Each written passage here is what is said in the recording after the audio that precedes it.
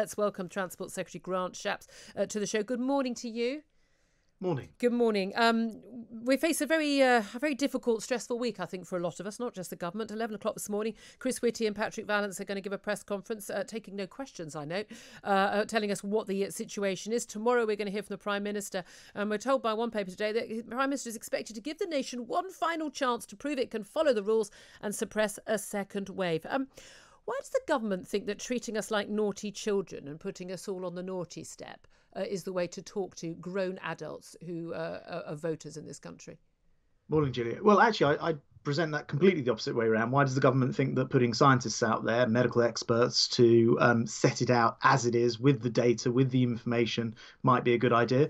Answer: because it is a good idea, and it is actually, I think, the properly grown-up way to go about these things. Other countries perhaps aren't fortunate enough to have scientists like this who can set things out in this kind of detail.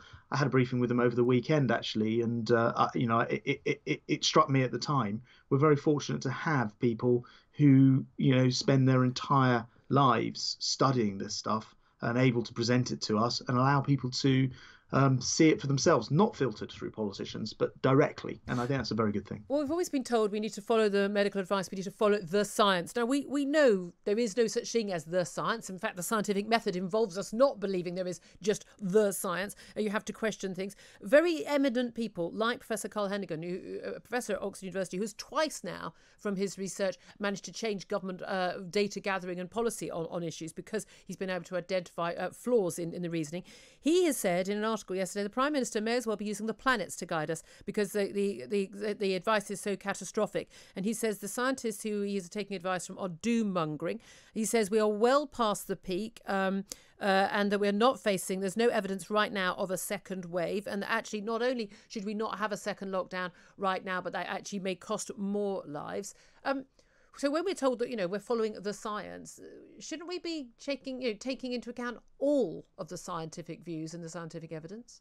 Which is why we have that SAGE organisation, that scientific advice for us from a very wide range of different advisors to the government. And ultimately, you have to listen to that advice and then you have to make decisions. And that's what leadership's about. And I'm not going to sit here and pretend that those decisions are easy or straightforward or take themselves.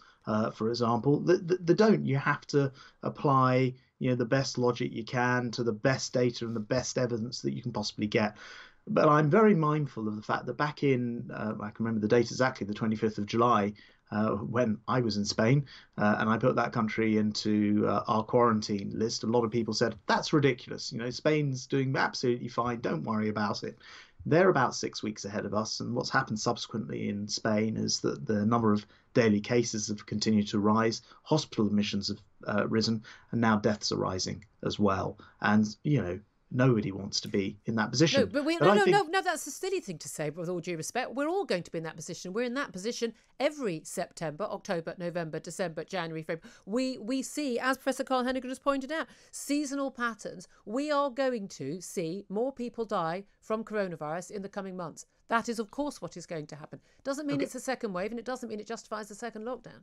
Obviously, it wouldn't have happened last autumn because it didn't exist. But it is the case, I think, that a responsible government has to weigh up the data and take decisions.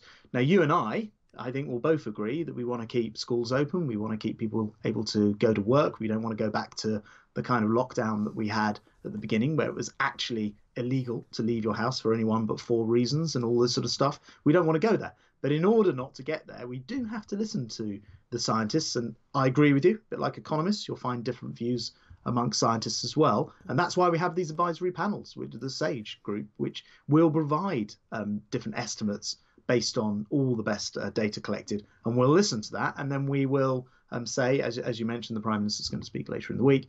We'll say what we think needs to happen next. But as I think will be made clear this morning, we are at this tipping point and at a very crucial moment in handling this pandemic. Well, again, except we are not seeing exponential growth. Yes, figures have gone up in the last week or so. We've seen a doubling every 7 days. But again, that is not exponential growth. And this prospect of a 2-week lockdown in October, this circuit breaker, we're told, there's no scientific or medical evidence that something like that would work, quite apart from the fact that that would simply push any cases that would just push them later into winter, and therefore more likely to be more serious when it is colder. And within 2 weeks, one wouldn't see the effect of that anyway, because there's a 3-week delay on people getting infected and people dying. So we're clearly not following science right now. It's quite clear that the government is being led by the nose, by the fear that it's engendered in society. So people are terrified. The average person in this country thinks 7% of the population has died of COVID, when in fact it's 0.07%. People have been told to be terrified, so they are rightly terrified. And what a surprise, then they're asking the government to take action. Shouldn't the government, shouldn't the medical advisors, the science advisors, shouldn't the Prime Minister, the Health Secretary, your colleagues and you be telling the government, telling the people to put things in perspective, to point out that more people are going to die of pneumonia and of flu this week by a huge factor than they are of COVID, and that the facts are, like in Spain, we have actually seen a plateauing of deaths, even though it's going a plateauing, and that we should actually be a bit calmer, looking at the facts and stay calm until we know what we need to do? I mean, look, I absolutely agree. We need to keep, it's lives and livelihoods. We need to keep the economy open, and we don't want to go back to the kind of original lockdown. But you mentioned in your opening remarks there that this is not exponential, and went on to say that cases are doubling every 7 days. It's not exponential. Well, every 7 days, it's a long time since I did maths, but every 7 days repeated over not very long period of time gets you to very, very large numbers, of course. So that's what happens when things keep doubling like that. And I don't want to see that happen. And it's not in anybody's interest to see that happen. It will cause all manner of problems, which would quickly exceed deaths from other causes. But you're right, there is a delicate balance to be reached, which is why we don't want to have full lockdown, and we'll do anything that we can to avoid that. But we know much more about this virus now than we did back in the early part of this year, don't we? The one thing we know is how it spreads, and it spreads when you're close to other people, when you don't wash your hands, keep your hands away from your face, maintain a certain amount of space and distance. And if there are 7 of you, of you or more, because it doesn't spread within 6 people, but once there are 7, then it's terrible, and we all. That's the advice we've got from the government, isn't it?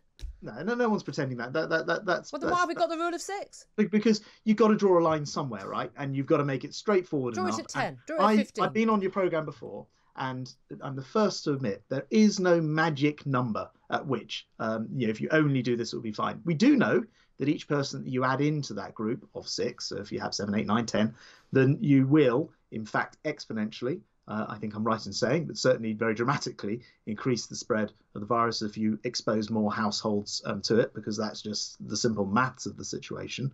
So, you've got to draw a line somewhere. Belgium did 5, and they were successful in getting what looked like a second peak down again. Other countries have been much more lax, and I see this every week when I study the international travel data, and we look at how other countries have responded. And without fail, it's the countries who have not responded, not done so early, who end up later having to respond. Grant Shapps, I can't tell you how much you are wrong on that. Spain, the country that had the strictest lockdown in Europe. Children weren't even allowed out of the house, not even for an hour's walk, for 6 weeks. They are the ones seeing the highest growth. They've had the highest death rate. I realise we've got different timetables. Which country currently has the lowest rate of transmission? Sweden, which did not have a formal lockdown. Why aren't we learning the lessons from the countries that have done things differently? Two things here. First of all, on Spain, you're right about their initial lockdown. It was then eased, and the nightclubs started opening in Madrid and so on and so forth. And back on the 25th of July, when I was there briefly, it was quite clear that things were moving very fast. And if you then don't respond, you end up in the situation now where the daily deaths have started to go up very significantly. And you mentioned Sweden. Sweden has a completely different setup. One thing is the case. One thing for sure there. Guidance in Sweden is treated like it is the law.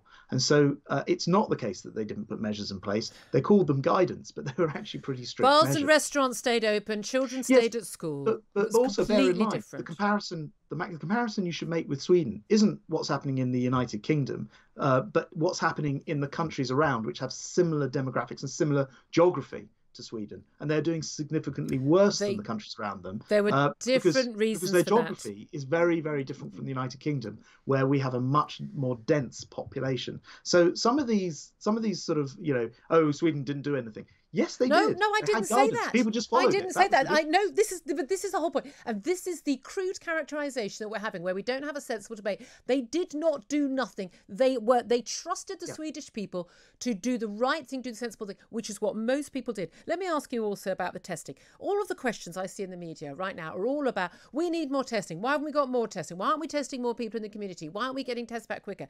Has there been any conversation in Cabinet that you are aware of or you've been part of about the false positive rate? And the eminent statisticians and eminent epidemiologists are pointing out that the test we are using in the community, not the Pillar 1 testing in hospitals, testing in the community, may well have a false positive rate of well, we're told it's below 1% by Matt Hancock last week, which means that 9 out of 10 of the positive cases of COVID we are finding in the community when we do random testing, when anyone just puts themselves forward, will be wrong. They will not be people who've got coronavirus. So we have got testing going up 3,899 cases, huge number of cases, but actually 9 out of 10 of those may well be false positives. Has there been any discussion about this serious concern in Cabinet?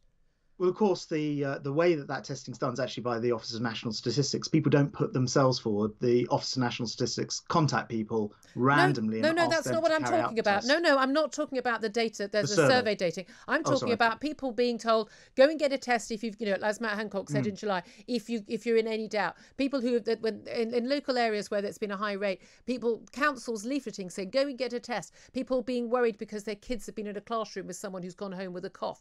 Those people, that testing, 9 out of 10 of those tests that are positive are very, very likely to be false positives. Has there been any discussion of this in Cabinet? And if not, why not? Well, because the medical experts will provide evidence on that. And there have been some very interesting things along the lines of what you're saying. For example, the NHS Test and Trace have carried out studies of people who are actually attending tests. So they've spoken to 24,000 people, 6,000 of whom didn't have any symptoms at all, but were going for tests. So if we're talking about how we're ending up in a situation where some of these tests are under a lot of pressure, it is important that you're only going for a test if you've been asked to do so by a medical professional in order to ensure we have enough tests available. Has there been any discussion of the false positive rate in Cabinet? Has this been raised by anybody? I haven't been involved in a false positive discussion, but I'm not the health secretary, and it's not been a generalised. Wait a minute. Well, no. When we shut down our aviation industry, when we shut down our nighttime economy, when we shut down people's ability to have any contact with their families with the rule of 6 and with a possible lockdown, this is a matter for the entire Cabinet. We're not getting proper parliamentary scrutiny, which thankfully is going to start next week, so Graham Brady leading that. But is there any scrutiny in the Cabinet of someone saying, hold on a minute, some experts are pointing out, and there's no statistical evidence these people are wrong, that 9 out of 10 of the positive cases we are identifying may actually be false, and we're basing an entire policy on false data? Yeah, I don't think we're. I don't think that's correct. I don't think we're basing our entire policy on false data, as you've suggested there. I'm slightly confused by your figures, but I'm going to go away and check them, because you also said that Matt Hancock said it's probably 1%.